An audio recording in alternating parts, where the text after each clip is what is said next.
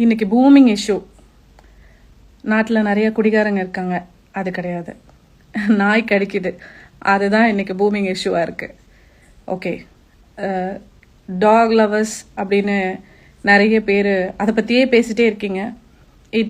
அது சீரியஸ்லி கொஞ்சம் அதில் பாயிண்ட்ஸ் இருந்ததுன்னா யாருமே அதை தவிர்க்க போகிறதில்ல. ஓகே, நானும் நாய் வளர்க்குறேன். நான் ஒரு 12 நாய் வீட்டில் வளர்க்குறேன். தெருவில் இருக்க நாயெல்லாம் பார்க்குறேன். என் வீட்டில் தான் மழை அப்படின்னு சொன்னால் என் வீட்டில் தான் நாய், மாடு, பூனை எல்லாம் வரும். குருவி இங்கே தான் முட்டை போடும், குஞ்சு போடும். காக்கா இங்கே தான். எல்லாமே என் வீடு வந்து டேக் இட் ஃபார் கிராண்டட். ஏன்னா எல்லாருக்கும் நான் சாப்பாடு வரும். இது அன்றாட எல்லாருக்குமே ஒரு ஹேபிட் இருக்கும் இல்லையா? அது வந்து நான் வந்து ரொம்ப அனிமல் லவர், பேர்ட்ஸ் லவர், இன்னொரு உயிரை மதிக்கணும் அப்படின்னு நினைப்பேன். அதனால நான் வந்து இதெல்லாம் பண்ணுவேன். பட் ஸ்டில் நம்ம கவர்மெண்ட் ஃபஸ்ட் டைமாக ஒரு நல்ல விஷயம் பண்ணியிருக்காங்கன்னு நினைக்கிறேன். இந்த டாக்ஸுக்கு ஒரு ஷெல்டர் கொடுத்து அவங்க எல்லாரையும் எடுத்துகிட்டு போய் வேற ஒரு இடத்துல வச்சு பார்த்துக்கிறது. கண்டிப்பாக கவர்மெண்ட் வந்து அந்த ஸ்டெப் எடுப்பாங்க. அந்த ஸ்டெப் எடுக்கணும் அப்படின்னு நான் நினைக்கிறேன்.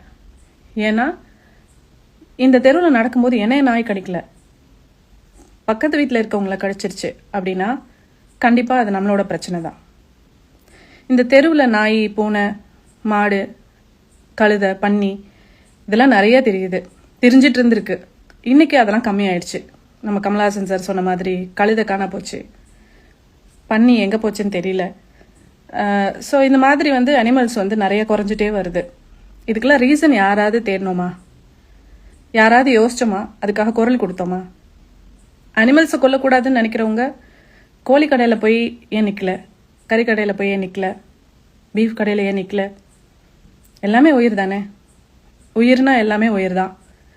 அப்படி இருக்கும்போது நம்ம சக மனிதனோட உயிரை பாதுகாப்பது ரொம்ப முக்கியமான விஷயம். நாய்களை பாதுகாக்கிறது நல்லது, ஆனால் மனுஷனை பாதுகாக்கிறது நம்மளோட கடமை இல்லையா? நம்ம கடமையை கண்டிப்பாக செய்யணும்.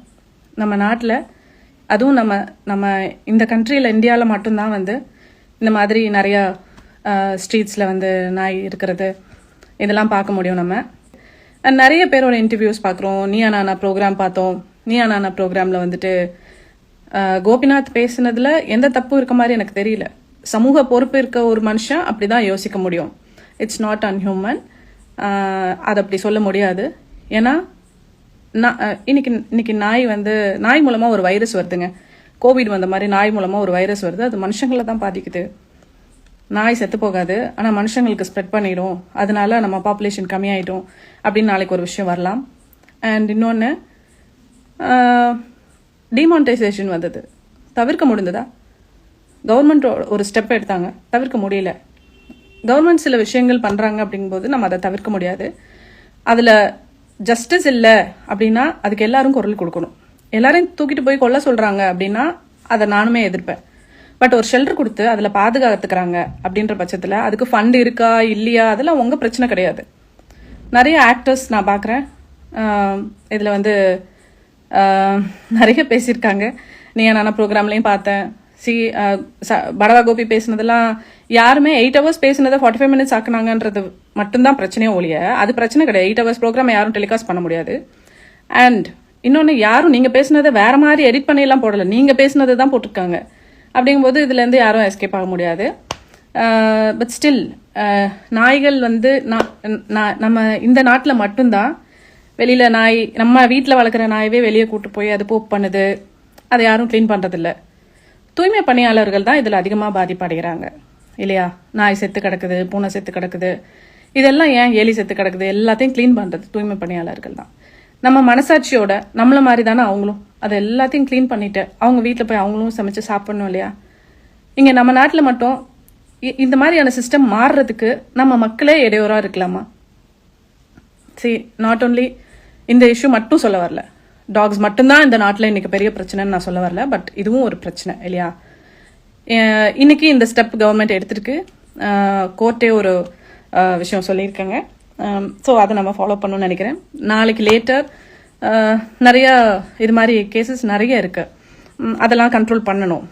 லைக் ரோட்ல யூரின் பாஸ் பண்ணுறது, எச்சை தூப்புறது, நிறைய பொலிட்டிக்கல் போஸ்டர்ஸ், எங்கே பார்த்தாலும் போஸ்டர்ஸ், அதெல்லாம் வந்து கம்மி பண்ணலாம். கம்மி பண்ணணும். மற்ற கண்ட்ரிஸ் போனால் க்ளீனாக இருக்கும். அதுதான் அந்த கண்ட்ரியோட அழகே. நம்ம நாட்டில் வந்து நம்ம கிளென்லினஸ்க்கு ரொம்ப மினிமல் இம்பார்ட்டன்ஸ் தான் நம்ம கொடுக்குறோம். நம்ம வீடை சுத்தமாக வச்சுக்கிற மாதிரி நம்ம நாடையும் சுத்தமாக வச்சுக்கணும். நம்ம நாடை சுத்தமாக வச்சுக்கிறது நம்ம கையில் தான் இருக்குது. இன்னைக்கு இந்த நாயெல்லாம் இப்படி தெரியுது, நிறையா இப்படிலாம் இருக்கிறதுக்கு காரணம் என்ன? அலட்சியம். நம்மளோட அலட்சியமா? ஆமாம், நம்மளோட அலட்சியம். எதனால நம்மளோட அலட்சியம்? நம்ம அரசாங்கத்தோட அலட்சியம். இந்த அரசாங்கம் இப்படி, இந்த சிஸ்டம், இது எல்லாமே நம்மளோட அலட்சியம் தான். ஸோ இந்த சிஸ்டம் மாறுறதுக்கு வாய்ஸ் பண்ணுங்க. இந்த சிஸ்டம் மாறணும். இன்னும் நம்மளோட கண்ட்ரி வந்து அடுத்த லெவலுக்கு போகணும். நான் மறுபடியும் சொல்கிற ஒரு விஷயம், நாயை பாதுகாக்கிறது நல்லது, ஆனால் மனுஷனை பாதுகாக்கிறது நம்மளோட கடமை. அண்ட் அன்புன்ற பேரில் நம்ம நாயை பாதுகாக்கணும் அப்படின்னு நிறைய பேர் கோவப்பட்டு பேசுகிறோம். பட் அது பொறுப்பில்லாத அன்பு. நம்ம பொறுப்பில்லாத அன்பு வந்து கருணைன்னு நினச்சிக்கிறோம், கிடையாது. இன்னைக்கு அலட்சியம், நாளைக்கு அது ஒரு சக உயிருக்கு முதல்ல இம்பார்ட்டன்ஸ் கொடுக்கணும். எல்லாரும் நிறைய பேர் பார்த்தீங்கன்னா இந்த போராட்டம் அது இதுன்னு சொல்லிட்டு இந்த இதுலெல்லாம் பார்த்தேன், டாக்ஸுக்காக வந்திருந்தாங்க. மோஸ்ட்லி நிறைய பேர் வேற இஷ்யூஸ்க்கெல்லாம் வரமாட்டாங்க, ஒன்லி டாக்ஸ் அப்படின்னு நிறைய பேர் வருவாங்க.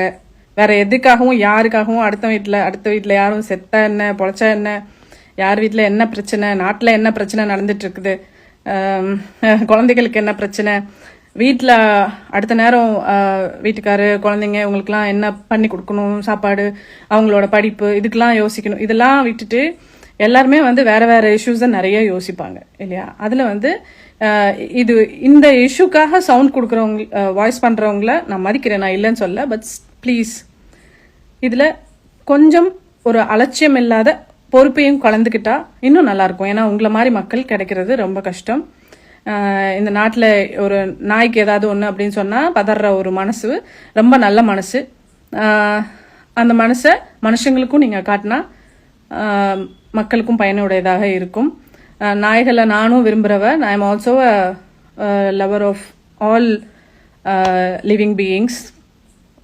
ஸோ நீங்கள் எல்லாருமே பொறுப்புணர்வோட இந்த பிரச்சனையை ஹேண்டில் பண்ணணும். அண்ட் இன்ஸ்டாகிராம், ஃபேஸ்புக், ட்விட்டர்னு எது எடுத்தாலும் இந்த நாயின்னு இந்த டாக் லவர்ஸும் டாக் ஹேட்டர்ஸும் பேசுறது. சீரியஸ்லி நாய் கூட 5 நிமிஷம் தான் குலைக்கும், அதுக்கு மேலே அதுவே அமைதியாயிரும். பட் ஆனால் இந்த பிரச்சனை வந்து விடாமல் போயிட்டே இருக்கு. என்னடா இது, இந்த பிரச்சனைக்கு ஒரு தீர்வே இல்லையா அப்படின்லாம் தோணுச்சு. நீங்கள் எல்லாருமே நான் சொல்கிற ஒரே ஒரு விஷயம், எல்லாரும் மனுஷனா மதிங்க.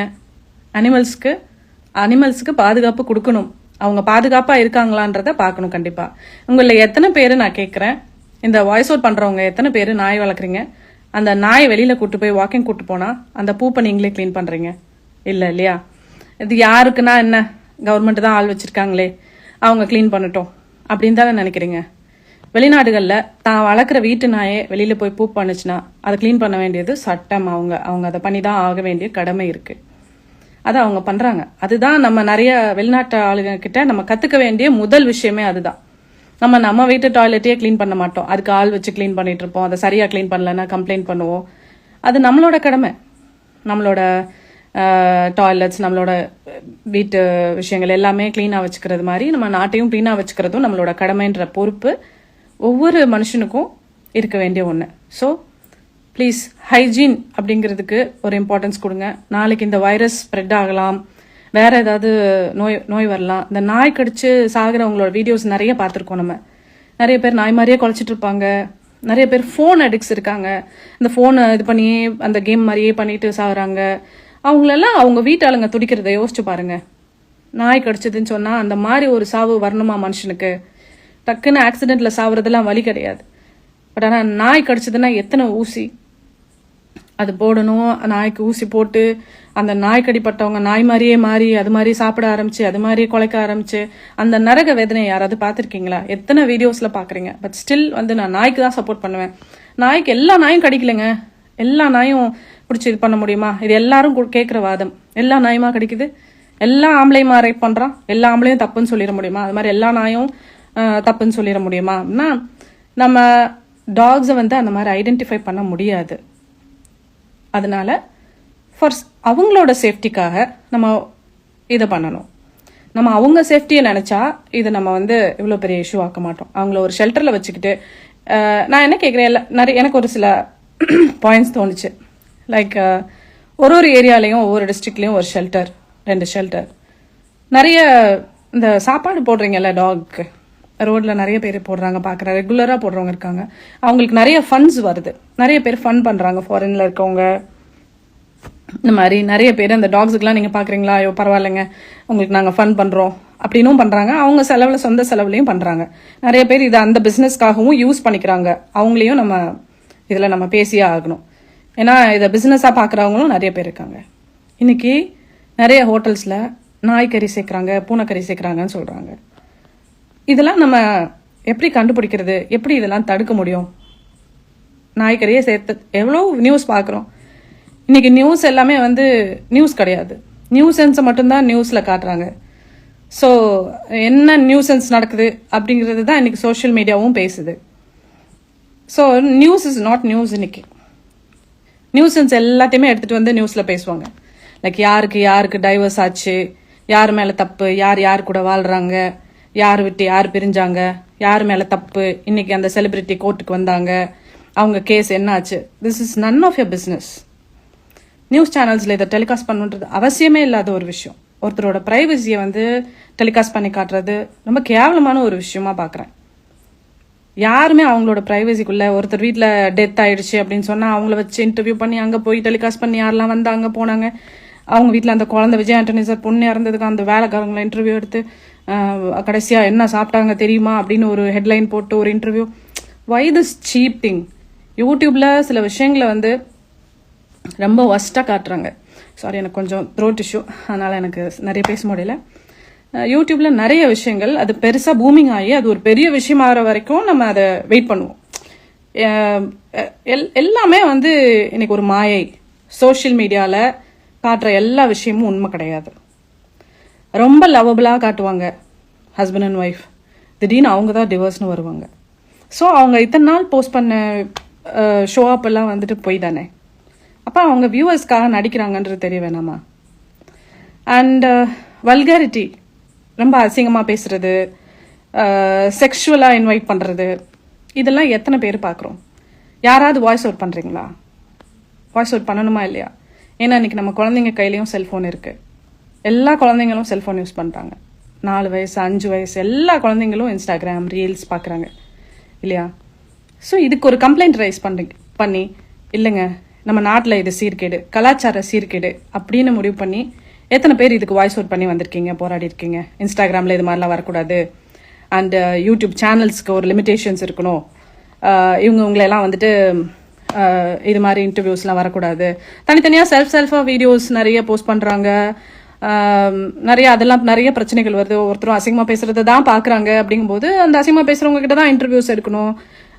செக்ஷுவல் கண்டென்ட் கொடுக்குறவங்க கிட்ட தான் நம்ம நிறைய பேசி அவங்கள்ட்ட இந்த வாய் பிடுங்கி அவங்கள வச்சு நம்ம சோஷியல் மீடியாவில் சம்பாதிக்கணும் இப்படி நினைக்கிற சோஷியல் யூடியூப் சேனல்ஸும் நிறைய இருக்குது. ஸோ அதை வந்து நம்ம தான் கொஞ்சம் பார்த்துக்கணும். ஸோ அதுக்கெல்லாம் பேமெண்ட் கொடுத்து கூப்பிட்டு இதெல்லாம் பண்ண வைக்கிறாங்க.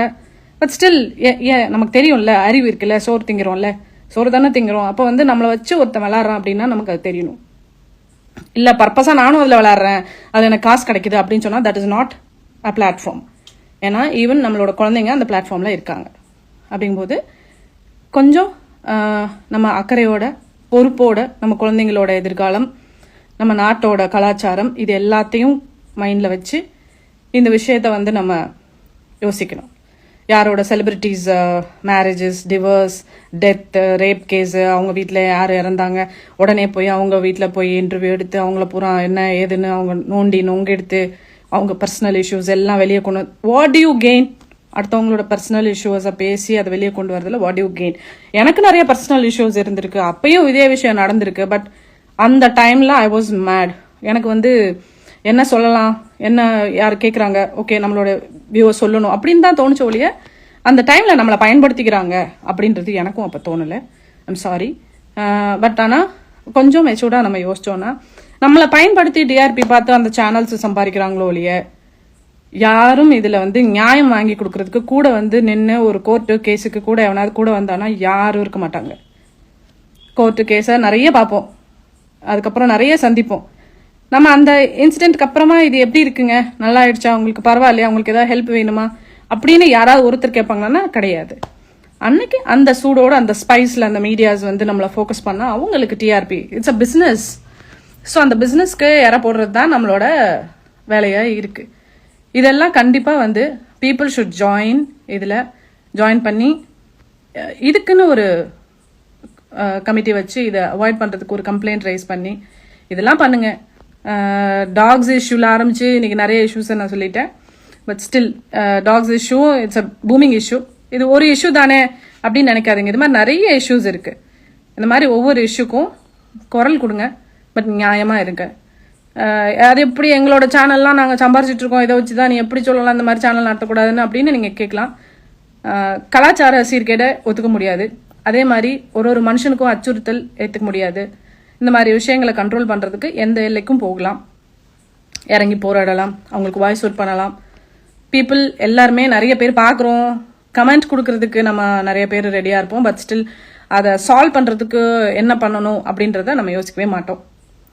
என் வீட்டு வாசல்லையும் நான் ஒரு நாய்க்கு தண்ணி, ரோட்டில் இருக்க நாய் மாடு எல்லாம் தண்ணி குடிக்கிறதுக்கு ஒரு பெரிய தொட்டி கட்டி வச்சிருக்கேன். அதில் தண்ணி டெய்லி ஃபில் பண்ணிகிட்டே இருப்பேன். ஏன்னா டெய்லி மாடு நாயெல்லாம் போகுது, தண்ணி குடிக்கணும், அதுக்கு சாப்பாடு எல்லாம் வைப்பேன்.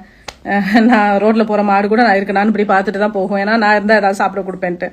பட் யோசிச்சு பாருங்க, ரோட்டில் இவ்வளோ மாடு தெரியுதே. இந்த மாடெல்லாம் ரோட்டில் இருக்க குப்பையெல்லாம் பிறக்கி திங்குதில்ல. இந்த மாடோட ஓனர்ஸ் எல்லாம் எங்கே போனீங்க? ஏன் ரோட்டில் தெரிய விட்டுருக்கீங்க? இன்னைக்கு ரோட்டில் வந்து டிராஃபிக் ஜாம் ஆகுது. டிராஃபிக் ஜாமுக்கு மேலே அதெல்லாம் குப்பையை பறக்கி திங்குது. அன்ஹைஜீன் ஃபுட்டு, குப்பையில் சாக்கடையில் படுத்துக்கிட்டு கிடந்து போய் அது பால் கொடுக்குது, அதை எடுத்துகிட்டு நாளைக்கு விற்கிறீங்க. ஸோ அது தெரியாது. பக்கத்து வீட்டில் இருக்கவங்க எல்லாமே அந்த பால் வாங்கி குடிக்கிறீங்க. அதனால எவ்வளோ டிசீசஸ் வரலாம் உங்களுக்கு. ஸோ இதெல்லாம் வந்து நம்ம கவர்மெண்ட் ஸ்டெப் எடுத்துச்சுன்னா அது வரவே இருக்கணும். நாளைக்கு மாடெல்லாம் வந்து ரோட்டில் நடமாடக்கூடாதுன்னு சட்டம் இருக்குது. அதெல்லாம் வந்து கவர்மெண்ட் இன்னும் இந்த கவர்மெண்ட் வந்து எந்த ஸ்டெப்பும் எடுக்கலை. அப்படி ஸ்டெப் எடுத்தால் அது வரவேற்கக்கூடியது.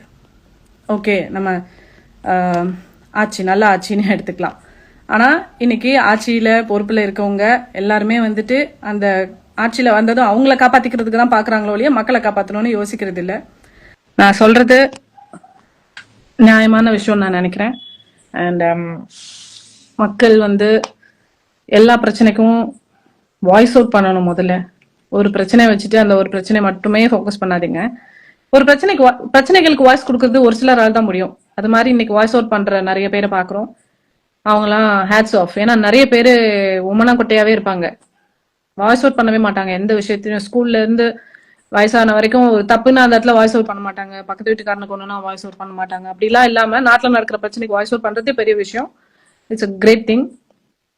பட் ஸ்டில் இப்போ வாய்ஸ் அவுட் பண்றவங்க அண்ட் டாக் லவர்ஸ்ன்ட்டு நிறைய பேரை பாக்குறோம். அவங்க பேசுற விஷயங்கள் வந்து சிலர் நியாயம் இல்லாத விஷயங்கள், மனுஷங்களுக்கு அச்சுறுத்தல் இருக்கிறத அக்செப்ட் பண்ணிக்காத பொறுப்பில்லாத அந்த அன்பை கொஞ்சம் நீங்க கான்சியஸா குறைக்கணும்னு நினைக்கிறேன். அதுதான் நான் இதுல சொல்ல வர்றது.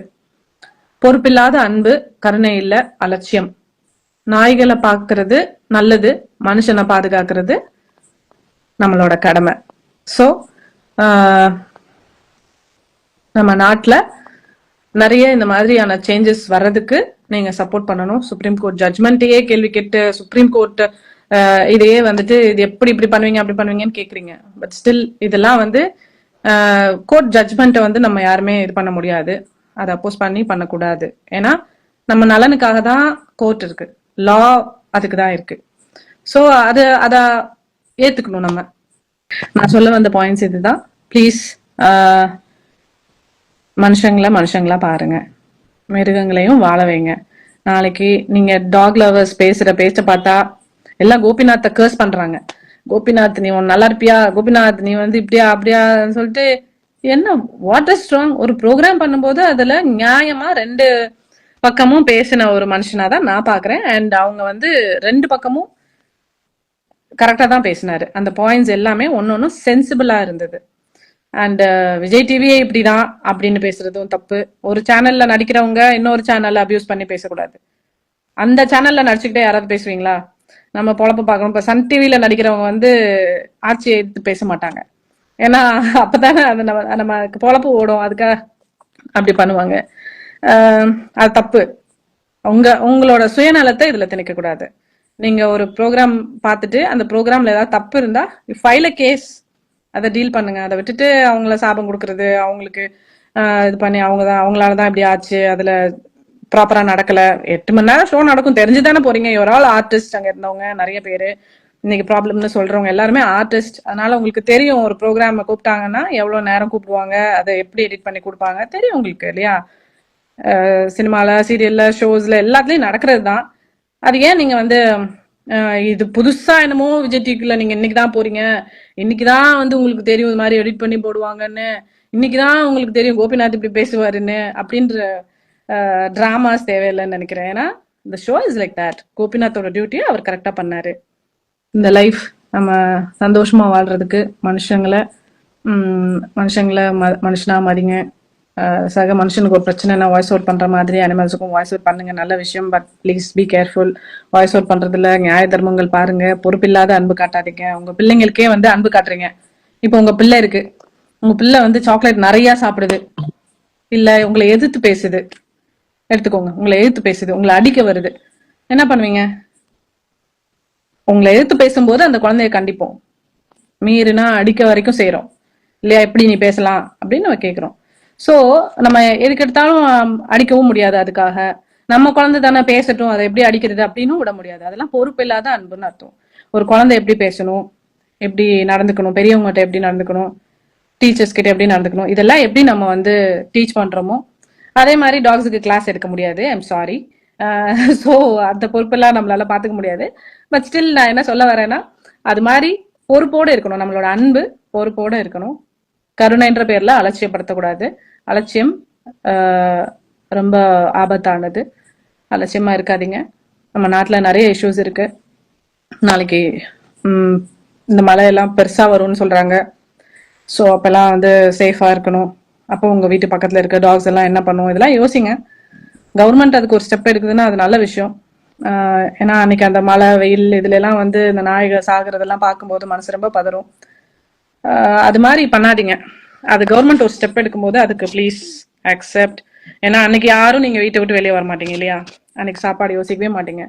இந்த மழை வெள்ளம் வந்தப்பெல்லாம் நாய்க்கெல்லாம் போய் நல்லா சாப்பாடு கொடுத்தேன். அப்ப பார்த்தேன் எல்லாம் அந்த மழை தண்ணிக்குள்ளேயும் இதுக்குள்ளேயும் அங்கங்க ஓரமணிக்கு நிறைய நாய் செத்து கிடந்தது. இதெல்லாம் பார்த்தப்ப மனசு பதறிச்சு. இதுக்கெல்லாம் ஒரு அரசு என்ன ஸ்டெப் எடுக்க போகுதுன்னு யோசிச்சேன். தேங்க் காட் கவர்மெண்ட் ஃபர்ஸ்ட் டைமா ஒரு நல்ல விஷயம் பண்ணாங்க. பட் அதையும் இந்த மக்கள் ஏத்துக்க விரும்பல. நாளைக்கு எச்சி துப்பாதீங்கடா ரோட்ல அப்படின்னாலும் எப்படி எங்களை எப்படி சொல்லுவீங்க, யாரும் ரோட்ல யூரின் பாஸ் பண்ணக்கூடாது, எப்படி எங்களை இப்படி சொல்லுவாது, எங்க உரிமை உரிமை நம்மளோட சுதந்திரம் இது எல்லாமே உண்மைதான். இருக்கு, நமக்கு உரிமை இருக்கு, நம்ம நாடு நம்ம உரிமை நமக்கு. அது எல்லாத்துக்கும் மேல நமக்கு ஒரு பொறுப்பு இருக்கு, கடமை இருக்கு.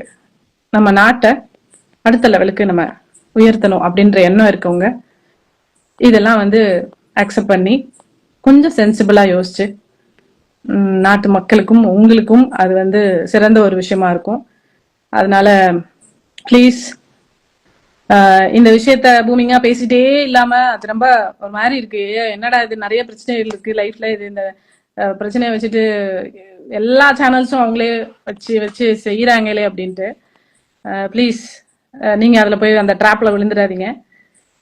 ஸோ நீங்களும் உங்களுக்கும் வேலை இருக்கும், உங்க குடும்பம் இருக்கும். இதெல்லாம் பார்க்கறதுக்கான நேரத்தை விட்டு நீங்க வந்து ஒரு விஷயத்துக்கு வாய்ஸ் அவுட் பண்ணணும்னு வரீங்க. ஸ்டில் நான் இப்போ அதுக்காக தான் வந்திருக்கேன். ஸோ அது மாதிரி தான் நீங்களும் வருவீங்க, அதை மதிக்கிறேன். பட் இருந்தாலும் நீங்க யாருமே ஒரு உங்களோட பொறுமை, பொறுப்பில்லாத அன்பு, கருணை இல்ல, அலட்சியம், அதை மட்டும் மீண்டும் மீண்டும் பதிவிட விரும்புறேன். நன்றி.